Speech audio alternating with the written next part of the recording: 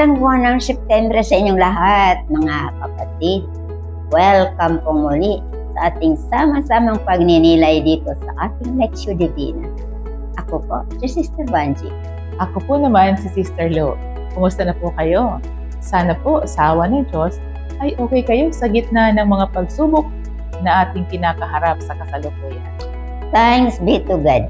Nasa ika-69 na episode na po tayo sa ating Lectio Divina. Opo, mga kapanalig. Sana po sa ating patuloy na pagninilay ng salita ng Diyos ay mapalapit tayo sa Kanya at sa ating pakikipag-ugnayan sa ating kapwa at maging sa ating sarili. Totoo yan. Kung nagbababad tayo sa pagninilay at pag-aaral ng salita ng Diyos, makikilala natin si Jesus at ang ating sarili at mauunawaan natin ang Kanyang mga aral. By the way, napansin niyo ba? September na, bare months na. Ibig sabihin, maririnig na natin ang mga awiting pamasko. Yes, sa ating mga Kristiyano, nagbabadya ito na malapit na ang Pasko. At ano nga ba ang mensahe ng Pasko? Pag-ibig, di po ba? May kaugnayan ito sa ating pagninilayan ngayon. Upang maunawaan natin ang kahulugan nito, manalangin muna tayo. Sa ngalan ng Ama at ng Anak at ng Espiritu Santo. Amen. Kapagmahal naming Ama, maraming salamat po sa angking buhay na pinagkaloob mo sa amin, sa iyong paggabay, at sa lahat ng mga biyayang patuloy na dumadalo sa amin mula sa iyo. Salamat po sa pagkakataong ipinagkaloob mo sa amin upang magnilay ng iyong mga salita. Ipadala mo po ang iyong banal na Espiritu. Buksan mo po ang aming puso at diwa upang maunawaan namin ang iyong mensahe at ang kahulugan nito sa aming buhay. Hinihiling namin ito sa pamamagitan ni Kristong Anak mo na nabubuhay at nagahari, kasama mo at ng Espiritu Santo, magpasawalang hanggan. Amen. Sa ngalan ng Ama at ng Anak at ng Espiritu Santo. Amen. Espiritu, nabanggit mo kanina ang tungkol sa pag-ibig. Ano bang kaugnayan ito sa ating pagninilayan ngayon? Diba? Nabanggit natin ang simoy ng Pasko. Naghahatid sa atin ng galak ang Pasko dahil ang Diyos ay nagkatawang tao at nakiisa sa atin upang iligtas tayo sa sala. Pero, paano ba niya tayo iniligtas? Alam ko na. Sa kanyang pagpapakasakit at pagkamatay sa krus.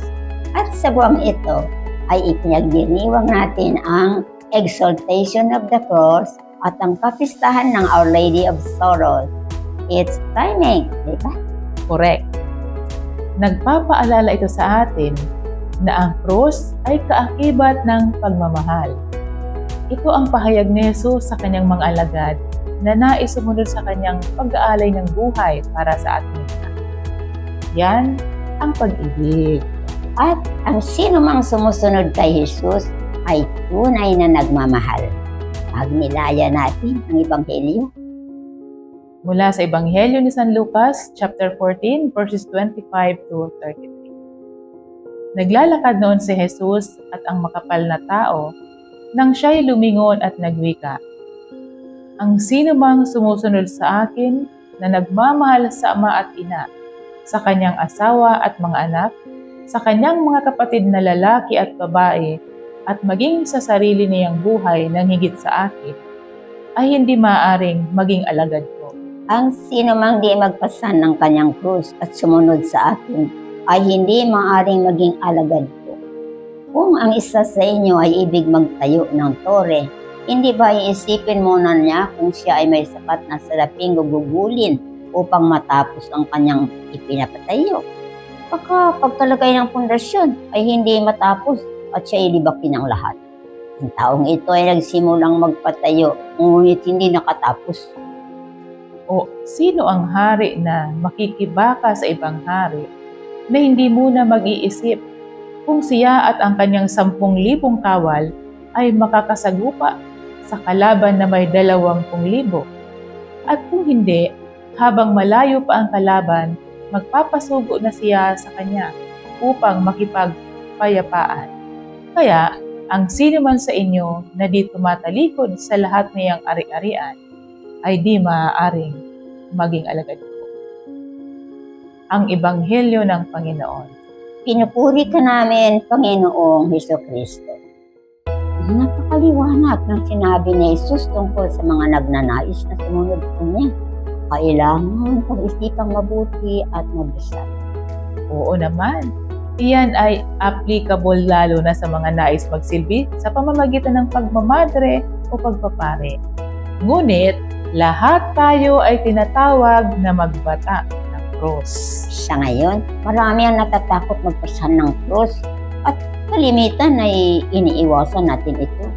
Ngunit para sa ating Panginoong Hesus, ito ang daan tungo sa kaligtasan. Nagpapatunay ito na ang krus at sakripisyo ay bahagi ng buhay ng isang taong tunay na nagmamahal. Yes, isipin natin, ang mga magulang na nagsusumikap maghanap buhay para sa kanilang mga anak.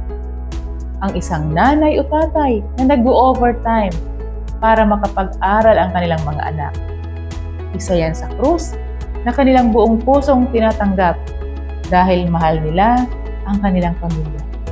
Isipin din natin ang mga anak na nagtatrabaho bilang OFWs o migrant workers para sa pangangailangan at pagpapagamot ng kanilang mga mahal sa buhay.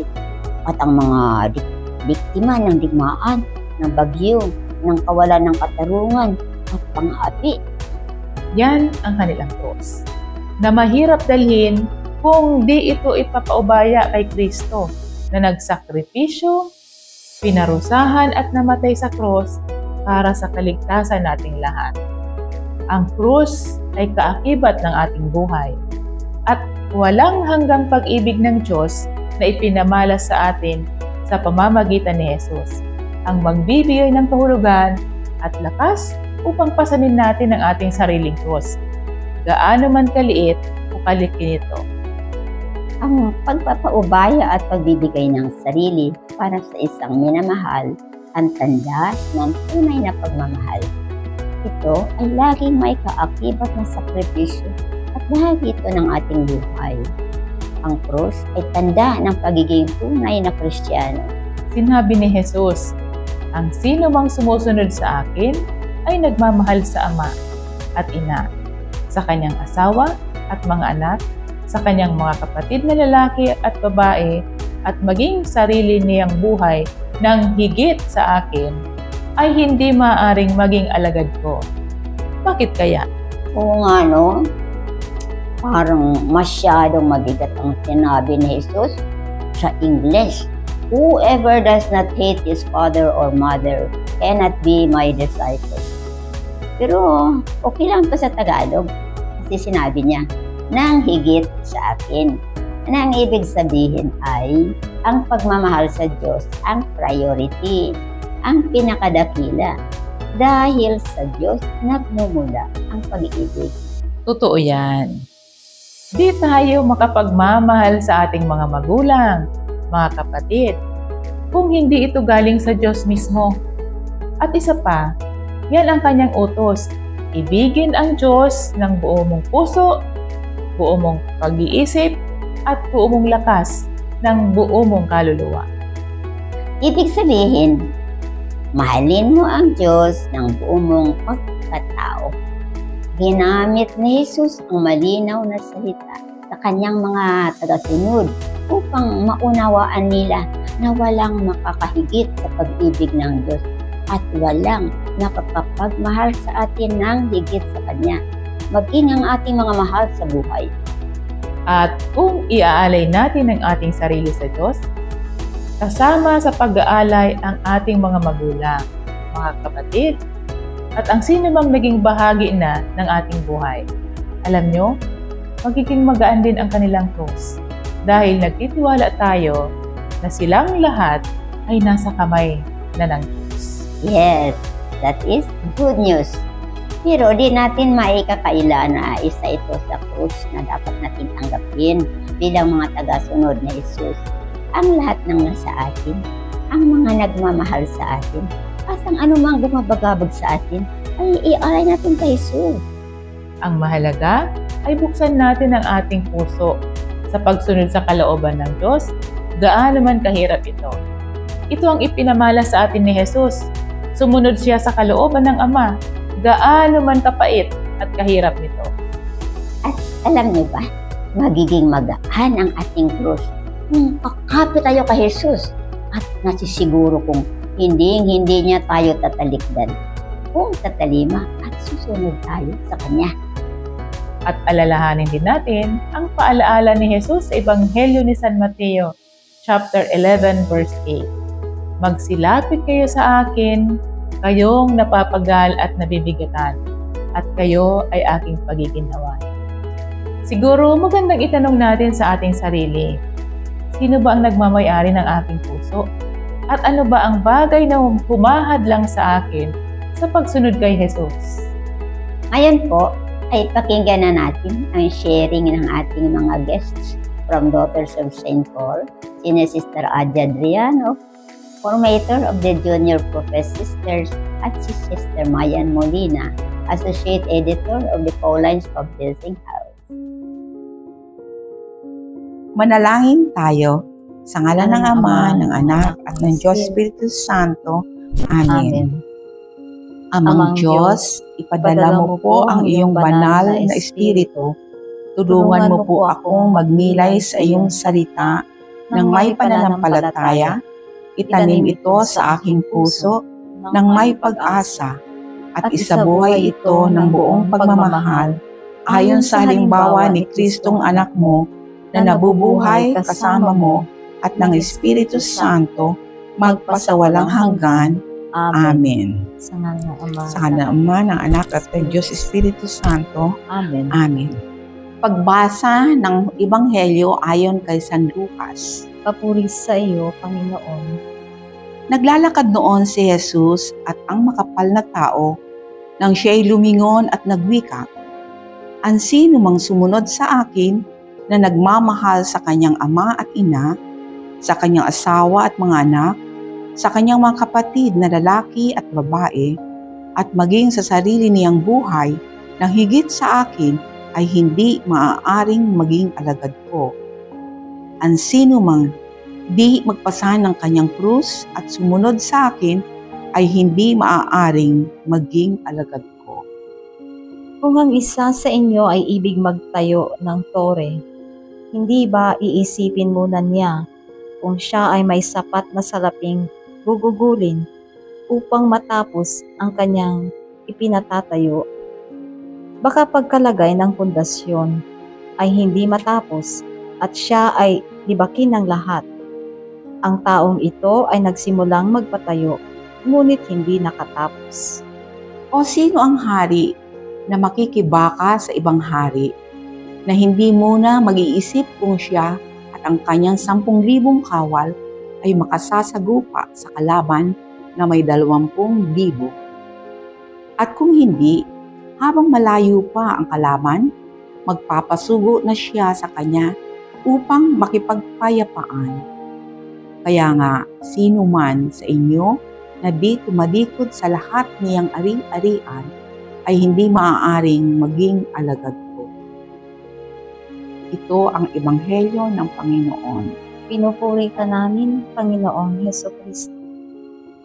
Ang nakatawag pansin sa akin ay ang bersikulo na nagsasabing, "Ang sino mang sumunod sa akin na nagmamahal sa kanyang ama at ina, sa kanyang asawa at mga anak, sa kanyang mga kapatid na lalaki at babae, maging sa sarili niyang buhay na higit sa akin ay hindi maaaring maging alagad nito." Actually, sister, binasa ko po ito sa English at mas matindi pa yung English kasi sabi doon, hate ang ginamit na salita. So, sabi ko, ay, bakit naman hate? Diba si Kristo ay, ang commandment niya ay love. Paano naging hate ngayon? At sa mga, mahal sa buhay mo pa. Kaya medyo nag-research din ako. Sabi ko, ano ito yung ibig sabihin? So, napag-alaman ko na kahit ang mga spiritual masters, like St. Augustine, nagsasabi sila na ang ibig naman talagang sabihin nito ay detachment. atin. Kumbaga, sabi nga, our love for Jesus must be so complete that all other attachments must come second. Even those dearest to us, parang ganun. So, oo nga naman, sabi ko, it makes sense kasi talagang, di naman talaga madali ang pagsunod sa Kanya. Si St. John Paul II, ganun din ang sinabi na, yun na nga, na not really to reject our loved ones, but really, yung primacy, the primacy of God, following Jesus. Ganun. So, and this teaching really became painfully real to me when I was assigned to our community in Bangkok. And then I learned that my mother had an accident. Tapos kailangan niyang operahan, gano'n. So, siyempre gusto ko sana na nandun ako. Pero, yun na nga, yung hindi pwede dahil sa sitwasyon. But I really entrusted everything to God and held on to the hope that everything will be okay. And true enough, no, siyempre, talaga naman, God took care of everything at umaling naman yung mama ko. At ngayon nga, 81 years old na yung mama ko. At she's still up and about, thanks be to God. And then, another time naman, nung I asked permission to go home for my mother's 80th birthday. Since akala ko pwede naman kasi the day falls on the week, last week of school. So, sabi ko, kung na-process ko naman yung clearance, nasabit ko na lahat ng grades ng mga bata, tapos isauli ko na yung mga hiniram ko, gano'n and everything. Siguro pwede naman, I can leave early, ano. But then the priest administrator of the school where I was teaching denied my request. So again, I had to let go. So syempre hindi madali, pero really God is so good that even my mother was already at peace with the idea that I cannot be there for her 80th birthday celebration. So, yun nagpadala na lang ako ng video para sa aking birthday greeting and message for her. So, thanks be to God, may ganyan namang teknolohiya, no? So, but still, God provides. Pero yun na nga na, yung sinasabi dito na, yung sino mang hindi magpasa ng kanyang krus ay hindi pwedeng maging alagad ko, sabi ni Kristo. So talaga, kung minsan naman the cross is not that dramatic. Sometimes it's really like just silent letting go, yung the quiet, yun lang, yung quiet entrustment to God of whatever it is, that troubles me and everything, to be willing to entrust everything to Him. So, hindi naman yung every time yung cross ay dramatic. Pero talagang, ito talaga yung challenge. So, I thank God for His life-giving word. At I ask for the grace to be able to really follow Jesus. With open hands, with open heart, so that I can carry the cross, and also to be able to really parang renounce anything else that will hinder me from following Him. Ang sa akin naman ang nakatawag ng aking pansin ay ang salita ng Panginoon na kung sino man ang di magpasa ng kanyang krus at sumunod sa akin ay hindi maaring maging alagad ko.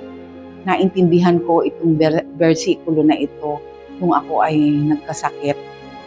nagkasakit ako ng isang very rare disease na ang tawag ay myasthenia gravis. Ibig sabihin ito ay isang autoimmune sickness na nagpo-produce ako ng antibodies na instead na ina-atake niya yung mga sickness, ang ina-atake niya ay mga muscles ko. So this happened in Pakistan in year 2020.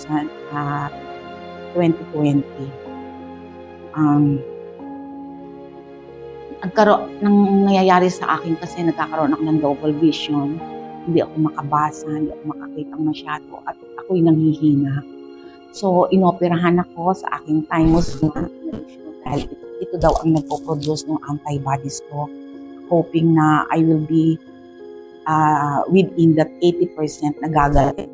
Pero, paulit-ulit yung sakit ko. Every 3 months, nanghihina ako. And then, dumating yung panahon na isang buwan akong nakahiga, hindi na tumatalab yung aking mga gamot. Kaya pinayon ako ng doktor na i-admit ako sa hospital and I underwent plasma exchange. Pinalitan yung plasma ko ng 30 bags. And I was in the hospital for 8 days. Hindi pa rin ako lumakas after that. Sabi ng doktor, it will take time. So by the grace of God, unti-unti akong lumakas pero umuulit pa rin yung sakit ko. Sa totoo lang, nagdamdam ako sa Panginoon. Sabi ko sa Kanya, ikaw, pinagagaling mo yung ibang tao. Bakit ako hindi mo pinagagaling? Talaga nagdamdam ako sa aking loob. And I continue to pray hanggang isang araw, naisip ko na siguro gusto ng Diyos na ito'y aking pakikibahagi sa Kanyang paghihirap sa krus. Kaya Lord, tinatanggap ko na yung sakit ko. Hindi na ako nagdadasal na ako'y pagalingin mo. Tanggap ko na po. At alam mo ba, nung ako'y nag-let go, nag-total surrender ako sa Panginoon, gumaling ako. Yun lang pala hinihintay ng Panginoon. Natanggapin ko talaga ang krus na ibinibigay niya. At ang masasabi ko sa pagtanggap ng krus, nandun pala ang kalayaan, ang kaginhawahan at kalayaan. So nagpapasalamat ako kay Lord sa experience na ito, na ipinaunawa niya sa akin kung ano ang ibig sabihin ng pagpasan at pagtanggap ng kanyang krus. Tayo ay magpasalamat sa Panginoon sa ating experience sa kanyang salita at magpasalamat tayo sa pagbibigay niya ng liwanag sa atin sa pamamagitan ng ebanghelyong ating binasa. Tayo ay bilang pangwakas ay mananalangin muli. Panginoon, tulungan mo na ang iyong salita ang maging tanglaw sa aking landas. Nawa ang kapangyarihan nito ang magbigay lakas sa akin upang mamuhay ako bilang iyong anak at tunay na saksi ng iyong pag-ibig. Amen. Sa ngalan ng Ama, ng Anak, at ng Diyos Espiritu Santo. Amen. Maraming salamat, Sister Aida and Sister Mayan, sa inyong inspiring sharing. Nawa, patuloy nating maisabuhay at maibahagi ang walang hanggang pag-ibig ng Diyos na ipinahayag sa atin sa pamamagitan ng pagpapakasakit at kamatayan ni Jesus sa krus. At sa inyong lahat, na patuloy na sumusubaybay dito sa ating Lectio Divina. Maraming salamat po. Kasama namin kayo sa aming panalangin. Muli, inaanyayahan namin kayong mag-subscribe sa aming YouTube channel, mag-like, follow at share sa aming Facebook pages. Maraming salamat din po sa inyong suporta sa aming misyon sa Bible Ministry. Pagpalain nawa kayo ng ating Panginoon. At sa mga nais pang tumulong, maaari po kayo mag-deposit sa mga susunod na bank accounts. Bilang pagtatapos, pasalamat tayo sa paggabay ng ating Panginoon at ipanalangin natin ang higit na nangangailangan. Sa ngalan ng Ama at ng Anak at ng Espiritu Santo. Amen. Pagmahal naming Ama, maraming salamat po sa iyong paggabay sa pagninilay ng iyong mga salita. Sa tulong ng iyong awa, patuloy nawa kami maging bukas sa pagtugon sa paanyaya na Jesus na sundan siya sa daan ng krus. Ipinauubaya namin sa iyo, Ama, ang aming mga kapatid na nagdurusa, ang mga may sakit, ang mga biktima ng digmaan at karahasan, ng mga kalamidad, ng kawalan ng katarungan, at ang lahat ng mga nawawala ng pag-asa. Gabayan mo po ang mga pinuno ng simbahan, si Pope Leo XIV, ang mga obispo at kaparian, ang mga misyonero at misyonera. Sa tulong ng iyong grasya, maging tunay na saksi nawa kami ng iyong pag-ibig at pag-asa. Sa pamamagitan ni Kristong anak mo na nabubuhay at nakahari, kasama mo ang Espiritu Santo sa walang hanggan. Amen. Sa ngalan ng Ama at ng Anak at ng Espiritu Santo. Amen. Sa inyong lahat, maraming salamat po hanggang sa muli. Lagi nating alalahanin, mahal tayo ni Lord, purihin siya, ngayon at magpakailanman. See you next first Wednesday of October at 6 p.m. here in this FB page and YouTube.